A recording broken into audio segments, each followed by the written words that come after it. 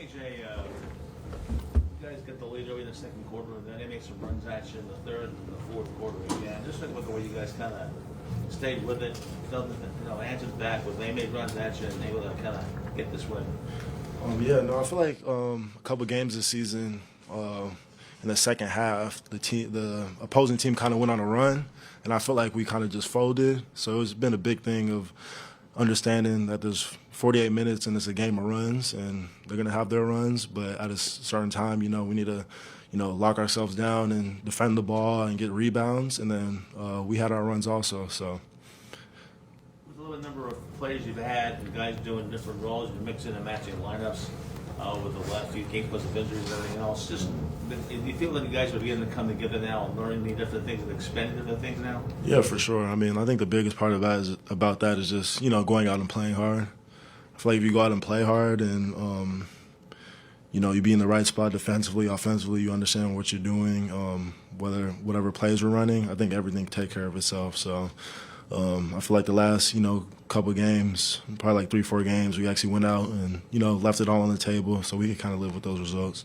AJ, you talked in training camp about you were working on your shot in the summer. It was as basic as get down in the paint, form shooting. I guess how gratifying has it been for you not just to make some shots but also have that open up other stuff for you inside? Yeah, no, I mean, it's helped a lot. I mean, I put a lot of time into it.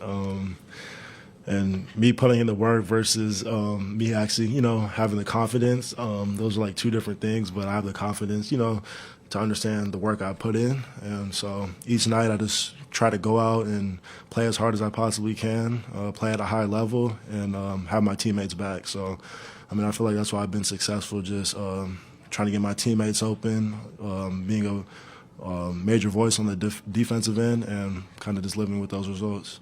You scored the most points that you had since you came to Philadelphia tonight with 20. How do you feel that kind of a game that you had tonight can impact that confidence you were just speaking of? It helps a lot. I mean, it helps a lot. I try not to get, too high or too low. I just kind of try to stay, level. But, no, it feels good to, go out and play well and most of all really get a win. That's the biggest thing, just going out and doing whatever it takes to win a game. You haven't had much opportunity, but your relationship on the court with Paul George seemed to be going pretty smoothly tonight. Can you just talk about that a little bit? Yeah, no, for sure. I mean, I was in L.A. with Paul, so we have that, that training camp together, summer, and obviously a little bit from the beginning of the season. So once he signed here, it was easy for him to, talk to me, and he understood that I was here last year, so I kind of communicated with him, what we're trying to do. But at the same time, I always tell him, be him. You're an all-star. You've been in this league for a long time.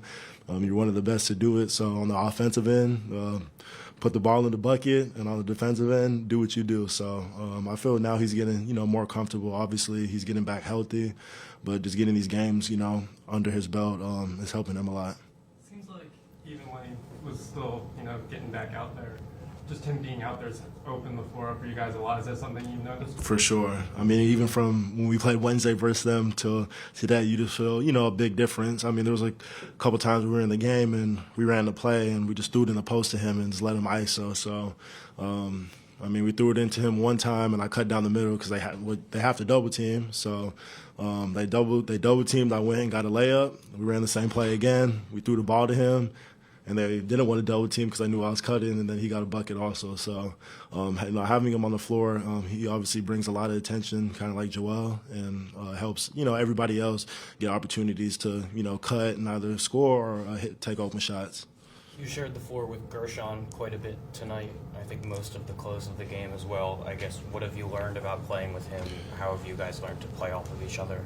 I mean, we both play well with each other. I mean, he can shoot the ball, so it helps a lot in certain situations where, he can pick and pop, or he can be on the wing and I can be in the dunker, or vice versa. So if I'm up the floor early, I'll let him trail, let him do what he does, and then kind of play off of him. But in certain situations also, I know I can go in the pick and roll. I understand that Tyrese is going to get double teamed, most of the time since, Joel is out now. So Tyrese gets double teamed a lot. He hits me on the short roll, and I just make plays to either Gershon or any of my other teammates. So, it's been fun playing with Gershon for sure. A few more guys. Outside of your jumper, you use your left hand for a bunch. How has that become so comfortable for you? I don't know. I mean, I throw, like, if I throw a baseball, I throw with my left hand. If I throw a football, left hand, and I kick with my left foot. But I write with my right hand, and I eat with my right hand, and I shoot with my right hand. So I'm all messed up. So, yeah. When I was younger, I used to shoot with two hands, and my dad was like, you can't shoot like that. You got to pick one. And for some reason, I picked my right hand, and yeah, so, I mean, I just use my left around the basket to finish and dunk, and everything else I do with my right, I guess.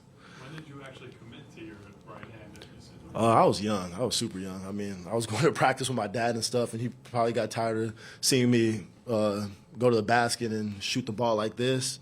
So I'm sure he was just like, all right, like, this is enough. Like, you're getting older now. You're getting, stronger to shoot the ball, so you got to pick one. He always tells me, I wish you would have shot lefty, because they always say lefties shoot better. But, I mean, I feel like my right hand works well enough. His verticality and shows off as a dunker often. I think that's how a lot of people think of it. But you had an offensive rebound during the game that I think impressed quite a few people. Can you just talk a little bit about the importance of effort when it comes to offensive rebounding? I don't even think offensive rebounding, yes, but I think in general as a whole, just going out and just playing as hard as you possibly can. Like, that was something I was just, obviously my dad played 15 years, and he always just told me, like, I don't care how many points you score, I don't care, like, what you do. Each night you're just going to go out and play as hard as you can. So that's a big thing of mine, just going out and competing and just being active, and I feel like the ball just finds energy. So, when my teammates shoot it, I mean, I feel like I'm one of the most athletic guys on the floor, so I just go and jump. That's what the coaches tell me, just go and jump and then figure it out. So, yeah, one of my teammates, they showed me the offensive rebound. I didn't even know I jumped that high. I just jumped and got it. So, appreciate you. Thank you. Thank you.